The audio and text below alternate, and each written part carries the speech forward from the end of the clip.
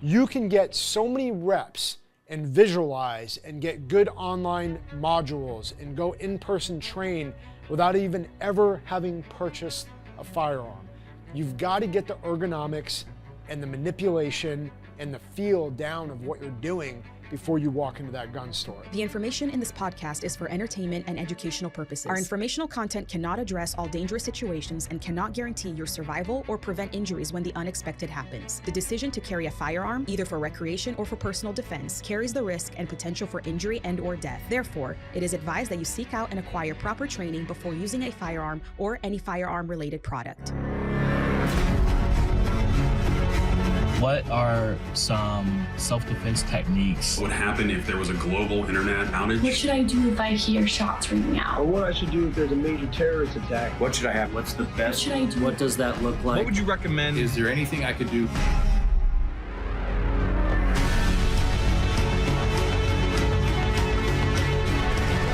All right, guys, welcome back to Dangerous Questions, an Ironclad original. This is part 2 of what priority to invest in when you're talking about buying a everyday carry pistol or firearm for self-defense. We talked about in part 1 the self-defense AR or platform that you're going to use in your home, in and around your home, but this is specifically in order of priority that you're actually going to carry on yourself. I've spent my whole life pretty much at this point thinking about how to best set myself up for success from a combatives, pistol, self-defense, hand-to-hand scenario. So my goal with this video is to give you guys an order of priority, where to spend your money, how to spend your money, and in what order to do it in. You know, we get so excited about gear, but then we miss the opportunity to really put some foundational things under there. So let's start right off at the top. The number one thing that I'm going to tell you to do before you even go buy a firearm, if you have bought one already, no worries. Get good training. And like I said in my last video, you can get so many reps and visualize and get good online modules and go in-person train without even ever having purchased a firearm. You've got to get the ergonomics and the manipulation and the feel down of what you're doing before you walk into that gun store. Again, can you walk in and go grab a gun? Yes. Do you have the inalienable right to do that, protect yourself and your family? 100%. But once you make that decision, you now are taking on a responsibility, a duty to be able to know how to use that thing properly. It's a life-saving and taking device. You should know how to function with it proficiently and effectively and with respect and safely. You know, there's people in any scenario that you're going to end up in, whether you have to draw your gun out in public or at home, where you might have other people around you. Could be your children, could be your loved ones, could be innocent bystanders. You've got to be able to put that as a priority so you use this thing appropriately. The next most important priority is buying a good or great or excellent firearm, an excellent pistol and everyday carry platform. This is where I say, again, don't buy something cheap. If it feels cheap, if it looks cheap, if it functions cheaply, it probably is. This is where research is going to pay off. This is where asking people their advice that know what they're talking about is going to pay off. I don't want you guys carrying anything in your waistband. If you have to go spend a little bit more money and stretch yourself, I'm sure there's tons of things that you spend money on at home. This is not the area to hold back on. You are going to pull this thing out and potentially save your life with it. Please take the time to invest into something that's going to function and do its job the way it's supposed to. When you're looking for a firearm, you should spend time doing that. Go into different firearm shops, get your hand on them, function them, make sure it feels intuitive, making sure the ergonomics are right. Make sure that when you grab it, everything is fitting your hand the way it's supposed to, and that you understand the manipulation of it. You know, does it have a safe? Are you used to that type of firearm? Are you using a striker fire? Is there a slide? Is there a trigger safety? All of these types of things are going to be important for you to realize. Now, again, I'm not saying that you can't go into a firearm store, buy a firearm, and get used to using it. That is one way of doing it. But there's a lot of other ways to accomplish that. Even buying an airsoft gun, while it's not perfect, it does give you an idea of what something could feel like. And I'm pretty sure they got a replica for just about everything else out there. A little bit less pressure, a little bit less spring tension, but it does give you an idea, so that way you don't walk into the gun shop like, you know, how do I do, like, which button does what? Like, that's just embarrassing. I mean, there's too much knowledge out there for you to behave that way. And I'm just here to tell you that. When I teach people, I want them to be armed with that knowledge before they walk into the gun store. Then if I walk in with them, these are all the points that I'm going to be looking at. Again, we're not going to forget about the context of all of this. What's the purpose of the platform? What are you planning on doing with it? Is this an everyday, no questions asked, I need to carry my gun on me 24/7? Is this a vehicle mounted everyday carry? Is this a bedside pistol? You know, we do have to find some context, and the focus of this video is really, I'm carrying it in my waistband every day as much as I possibly can. Maybe I've got reciprocity in different states. Maybe I carry it in specific places, but the point is that you are carrying a pistol. The next and most important thing in order of priority is the proper ammo. There's so many good options out there as far as ballistics and ammo, but it has a purpose. I am not going to take ball range ammo and stuff it into my gun to rely on that. There's another point I'm going to bring up here at the end of this for ammo purposes, but figure out what your reason is. Are you carrying it for self-defense? Are you carrying it to go just shoot at the range for the day? Find the proper ammo and invest into a good, solid ammo to feed your gun so you know that thing's going to fire when it should. The other thing is that a lot of people will get comfortable with range ammo and then they'll never go shoot their self-defense ammo.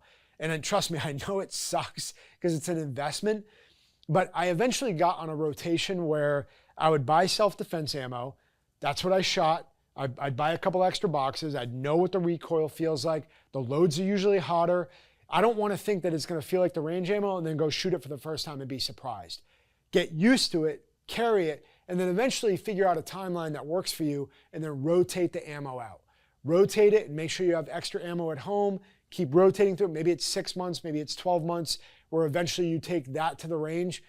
When I used to train with my team on the range, we would say, okay, every other quarter, we would go to the range with whatever ammo was in our gun and we would just show up. However you dressed to the range, that's exactly how you're running all of the drills. And sometimes people would forget and we'd catch, like, hey, you're running a scenario right now, go. And that would be a way to cycle through that ammo and then stuff new ammunition in. But again, that idea of what you're feeding your gun, those are two critical things. Get the right training, have the right firearms platform, and then feed it good ammo. Those three have to happen in order for you to survive and have success in these self-defense scenarios. The next thing is proper sights. I will say on an everyday carry, while there's a lot of difference of opinions out there, from a self-defense and combative perspective, I am going to tell you right now that I much rather have open sights. Simple, easy to use, no bulk associated with it, and they're reliable and they're going to do their job. I can strike a target with it, I can smash somebody in the face, and the sights are still going to do their job. You start adding red dots and optics, and while their reliability has increased over the last several years, it's still something that, from a combative's perspective, I'd much rather have open sights.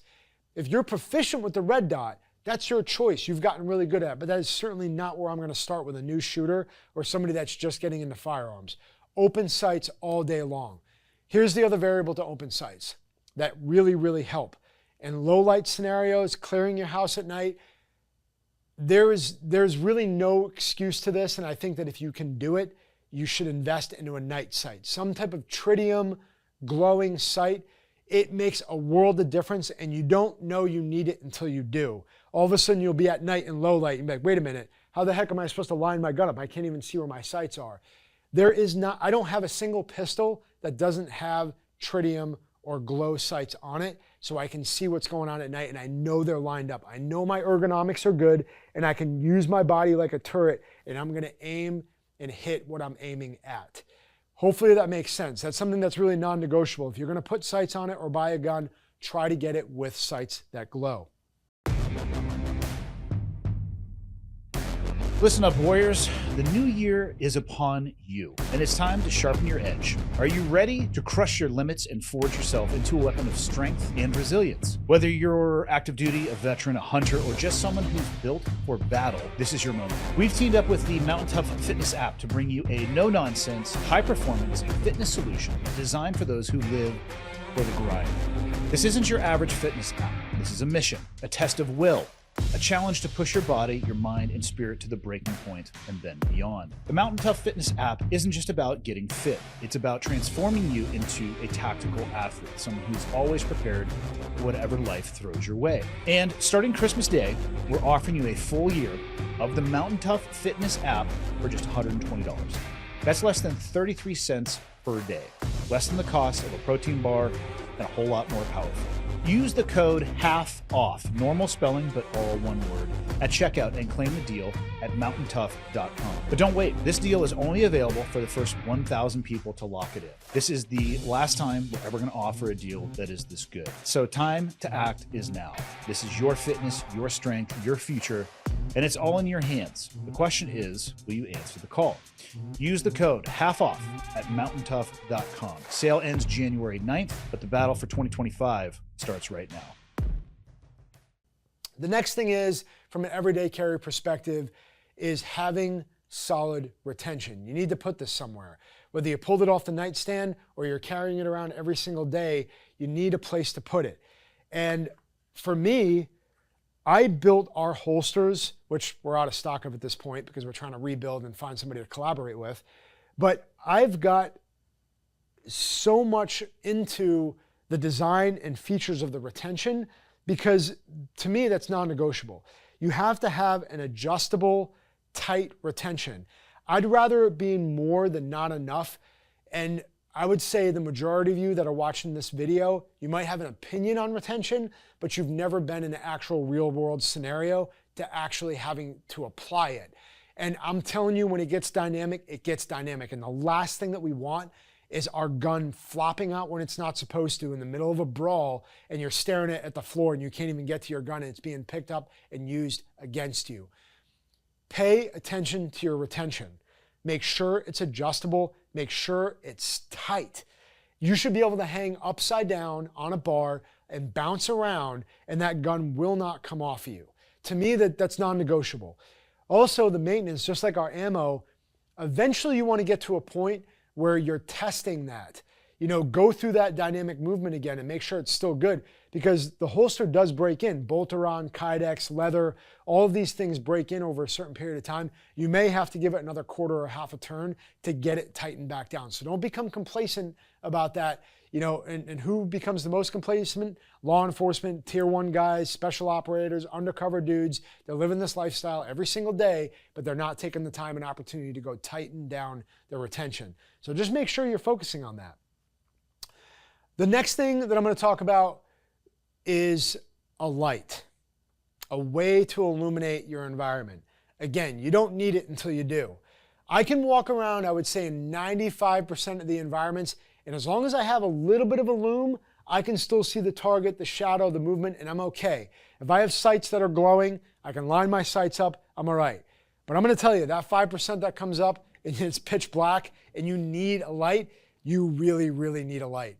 And to me, I would rather have a light on my gun at all times. The problem is, and this is the problem with me, I don't have a light on the gun that I'm carrying today. And I usually rotate and swap out between 365s, XL, macro. You know, I'm kind of going through figuring out, you know, what's going to work better in different scenarios. But a light is one of those things where it would be non-negotiable if I thought we could build a platform, again, holster collaboration, but if I thought we could build a platform that kept it streamlined enough and it wasn't causing too much bulk to add that benefit. If that was the case, the light would be on here right now and I would rock it every day. If you have a holster that's got solid retention, and that's the other point too, once you add a light, retention gets kind of finicky because people are having a hard time figuring out how to grasp the gun because the trigger guard tends to disappear. Once you add a light, it does become more difficult, and some people's holsters have become super, super sloppy. And to me, it's not worth it at that point. If your gun's gonna fall out in a combative scenario, forget it, ditch it. Go back to a regular platform with no light and carry a backup handheld light. That's the next best scenario. Same thing with an AR, but an AR is easier to mount a light on and have it there because it's not taking up any more bulk. You're not concealing the AR. So just something to consider. And again, the way I wrapped up part one was talking about the other accessories that are really, really going to help you. In order of priority of what I just listed, again, send this video to somebody that really needs to see it. If you're going to carry every day and you know somebody that's taken on that lifestyle, don't go invest in one of these things before you do the other. I'm telling you, this is from life experience. This is from dreaming and thinking about this stuff nonstop for years and years and years and actually applying it in reality. And I'm doing this video for you guys. And because we get the question all the time, like, what do I invest in? What do I do? Well, here you go. Here's the video. Share this with somebody else. The last two things I'm going to tell you guys is have a way to lock up your firearms. Whether you're in a transition, you're in a vehicle, you're at home, people get really lazy when they take their gun off at the end of the day. And if you have small children, visitors, or even think a visitor is going to come into their home, do not get complacent on this, guys. If you have people coming in and out of there right now and you don't have a solid way to lock up your firearms, shame on you and get your stuff together, because it's not worth what could happen to them for having a couple extra seconds to get into a safe. Safes are a whole nother topic, and I could dive into that as well from a gear perspective. But I think it's really important to recognize that it's your responsibility to do this. Mitigate that risk, please. Don't be a liability in this situation. Be an asset. Protect our children, protect the people who are visiting you, and put these things in a secure location. There's a lot of good options out there. Do the research, find something that fits your lifestyle and what you need it for. For me, I don't use a fingerprint safe to get in and out of from a self-defense perspective at night, but I do have a couple around the house that are very easy, kind of nonchalant, more admin. Phone comes out, wallet comes out. I do a fingerprint safe in the extremis scenario when I'm in the kitchen. I put it in there, I shut it, I lock it, I hear the beep, and I move on about my day. You know, that way if my 3-year-old's like, oh, Dad just pulled his gun off, whoa, and I walk out of the room, now he's climbing and figuring out a way to get up there, but he can't get into it. That's the point. The next thing is, you're gonna have to travel, you're gonna have to go to the range, you're gonna have to do it when you least expect it. Have a solid option to store your firearm in, both for the platform that you protect your home with and the platform that you plan on carrying every single day. I have one prepared that's a hard case. It's TSA approved. It's got dual locks on it. I already have the rep in so that if I needed to travel right away or go up north or do something with my family, I can be, okay, I know what's going in there. Ammo in its original packaging. You know, these are all the TSA rules that everybody goes over and they change every single day, but look them up, but have a case ready to go. That's both for traveling anywhere and just have the ability to store it. Maybe that's where you store it to keep it away from your kids, but it's got dual locks and it's put up on a shelf. Keep that in mind. Those are the two enhancing things that aren't life critical to protect yourself, but they do help enhance your way of life and the safety of your children and people in and around your home. That's part two of the order of priority and what to invest in for an everyday carry firearm. Thanks for asking these questions, guys. Keep bringing them in about gear. I love talking about gear, and in that order of priority, I love doing it. It's important to me, and I know it's important to you guys as well. This is Dangerous Questions, an Ironclad original. I'll see you guys in the next one. God bless you, and thanks for all your support. Peace.